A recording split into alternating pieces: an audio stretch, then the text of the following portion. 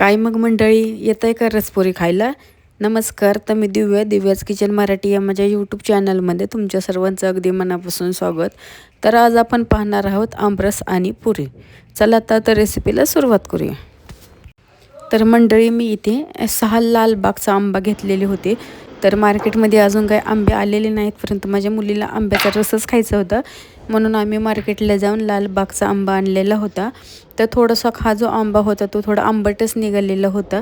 तर सर्व छान असा मी तो आंबा चिरून घेतलेला आहे. तर कशा पद्धतीने मी आंबा चिरून घेतलेला आहे तुम्ही बघू शकता. त्यानंतर त्याचा सर्व गर आपल्याला इथे काढून घ्यायचा आहे. तर तुम्ही इथे बघू शकता मी कशा पद्धतीने आंब्याचा गर जो आहे तो काढून घेतलेला आहे.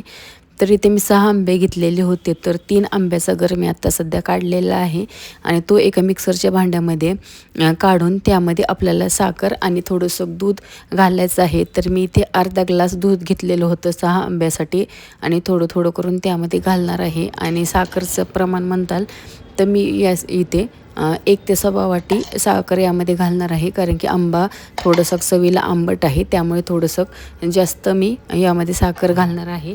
त्यानंतर सर्वच मिश्रण आपल्याला छान असं मिक्सरमध्ये फिरवून घ्यायचं आहे. त्यामध्ये आता तुम्ही बघू शकता मी इथे दूध घातलेलं आहे, ते पण थोडं थोडं करून आपल्याला यामध्ये दूध घालायचं आहे आणि आपल्याला मिक्सरमध्ये छान असं फिरवून घ्यायचं आहे. तर आता मी थोडं थोडं करून सर्व गर हा मिक्सरच्या भांड्यामध्ये घालून छान असा फिरवून घेतलेला आहे. तर तुम्ही इथे बघू शकता की ते घट्टसर असा रस इथे झालेला आहे आणि मस्त कलर पण ह्या रसाला आलेला आहे. जर तुम्हाला पाण्याचा वापर करायचा असेल तर तुम्ही पाण्याचा पण वापर करू शकता. तर काही लोक त्यामध्ये मीठ टाकून पण खातात आणि त्यावरती तूप टाकून पण खातात. तुम्हाला जशा पद्धतीने रस खायचा तशा पद्धतीने तुम्ही तो रस खाऊ शकता. तुम्ही बघू शकता रस किती छान आणि एकदम घट्टसर झालेला आहे आणि त्याचा कलर पण किती छान असा झालेला आहे. त्यानंतर त्यामध्ये मी 2 ते 3 खडे बर्फाचे घातलेले आहेत. तुम्ही रस थंड होण्यासाठी तुम्ही फ्रीजमध्ये पण ठेवू शकता. आणि जर तुम्ही अजून माझ्या दिव्याच किचन मराठी या माझ्या यूट्यूब चॅनलला जर सबस्क्राईब केलं नसेल तर नक्की एकदा व्हिजिट करा, सबस्क्राईब करा आणि लाईक करा. तर तुम्ही बघू शकता किती छान असा रस मी ते झालेला आहे आणि घट्टसर एकदम रस हा झालेला आहे. तर तुम्ही हा रस जो आहे तो चपातीसोबत खाऊ शकता किंवा पोळीसोबत पण खाऊ शकता. तर आज जो रस आहे तो आम्ही पोळीसोबतच खाणार आहे, कारण की माझ्या मुलीला पोळीच खायची होती, त्यासाठी मी ही पोळीच बनवलेली होती. तर पुरीची कणक म्हणताल तर तुम्ही आपण नेहमी चपात्या जसं बनवतो तशीच मी कणिक इथं मळलेली होती, फक्त घट्टसर असं पीठ माझं त्या पुरीसाठी मी मळलेलं होतं.